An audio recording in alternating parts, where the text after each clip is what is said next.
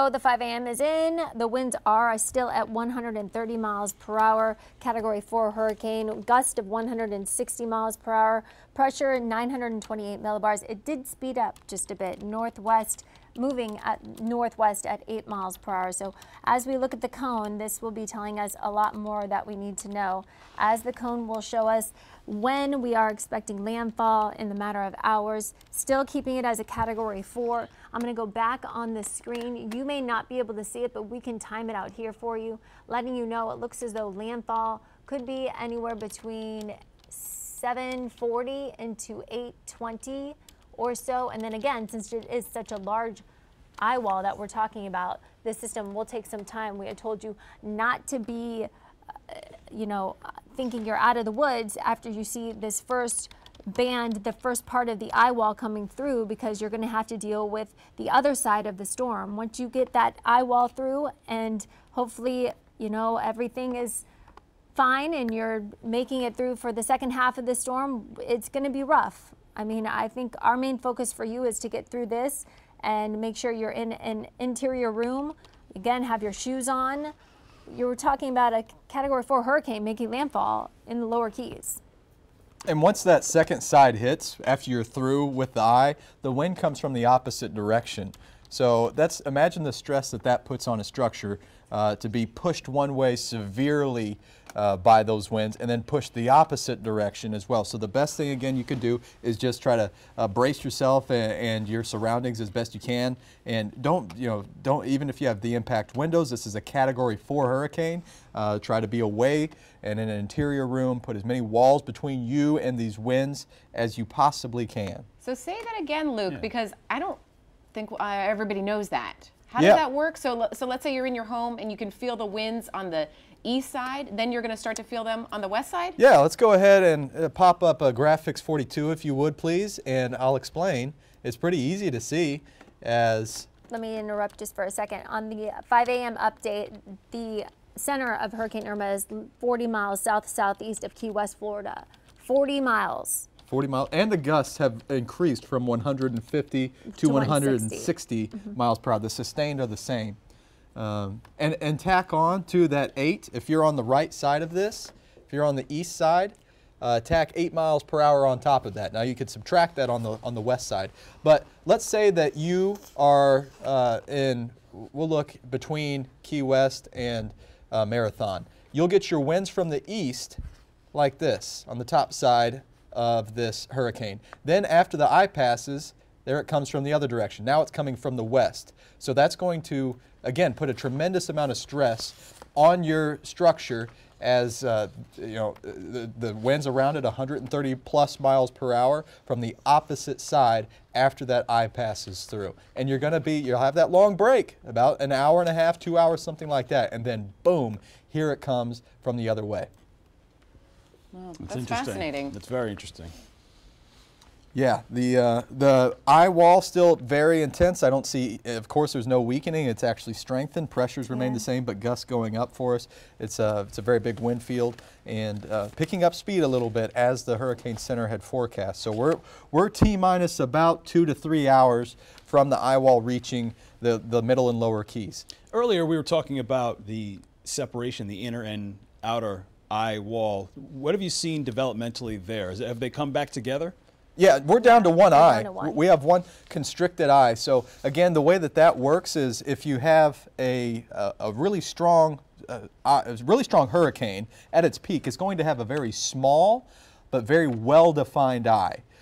What will happen over time with a major hurricane is it'll develop an outer ring, and you can see it sometimes on radar. You don't see it. What you see around here on this one is a little break in the precipitation, but it's just one eye at this point. What you'll see sometimes is a double eye, and what happens is the outer thunderstorms, that ring of thunderstorms, starts to dominate, and they'll consume the energy from that inner, and you'll get a bigger eye. The eye will increase in size, and what happens at that point is the winds will drop. A little bit, not much, but a little bit. The storm will weaken, perhaps from a Cat 4 to a Cat 5 or a Category 4 to a Category 3. They can go down a category. But what happens at that same point is it exhales a bit, and it spreads all those winds through a larger wind field. So the winds go down, but they cover a bigger area. Then what happens is that eye that is big starts to shrink back up again, and you get a constricted eye. And then you see increasing intensity, and then you're back up to your original wind speed, but you have a bigger hurricane. And that's what's happened with this storm. As we went from a Category 3 from this morning, we saw the eye wall replacement cycle happen, and now it's at a peak intensity as a Category 4 with a single constricted eye wall moving toward the middle and lower Keys. No, and the new advisory states that hurricane force winds now extend 80 miles from the center. So is that as high as we've seen? Yeah.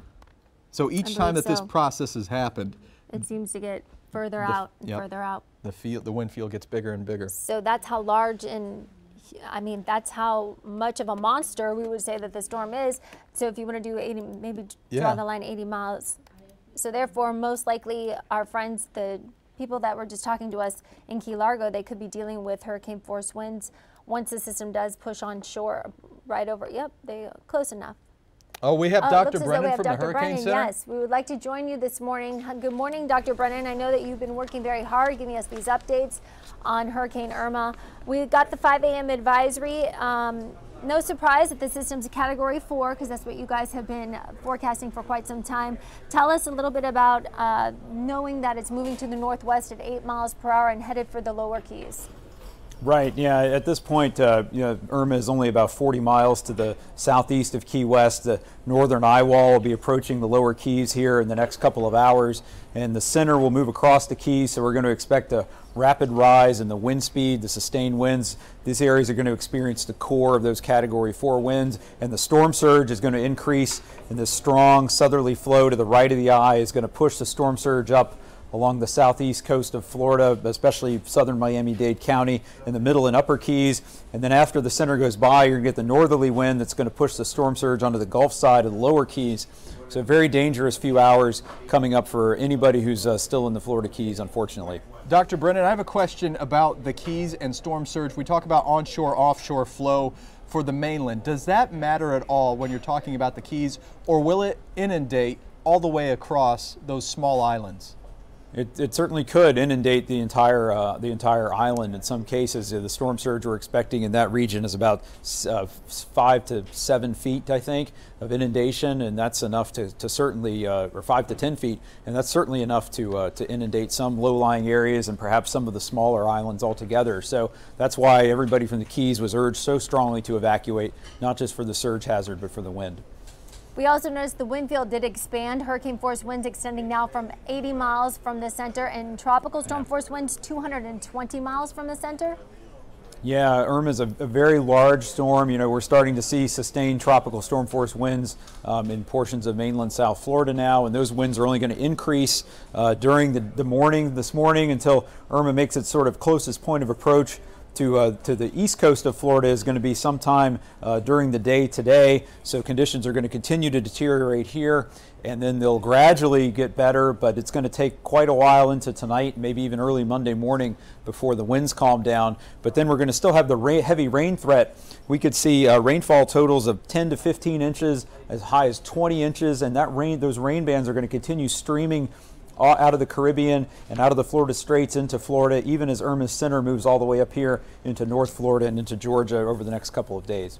Dr. Brennan, we've been trying to communicate or get a grasp on what this could do to the Keys. What are we looking at with the Category 4 hurricane hitting those small islands? The words catastrophic have been used widely with this storm as it's approached. The wording has been very strong. Right. Can you give us a picture of how this could play out in the Keys as far as damage goes after this is done? Well, from the wind perspective, Category 4 winds can cause, as you said, catastrophic damage. You can have failures to stick-built homes. You can have roofs blown off buildings. major damage or destruction of infrastructure like power lines, certainly damage to any kind of manufactured homes or mobile homes could be blown away.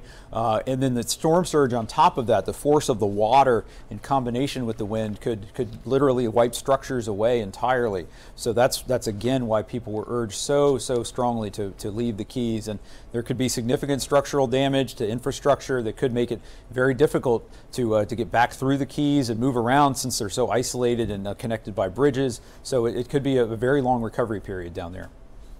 Dr. Brennan, we thank you so much for all the work that you and the entire National Hurricane Center has done. You've served South Florida with your strong warnings so very well. We very much appreciate your time today. Thanks.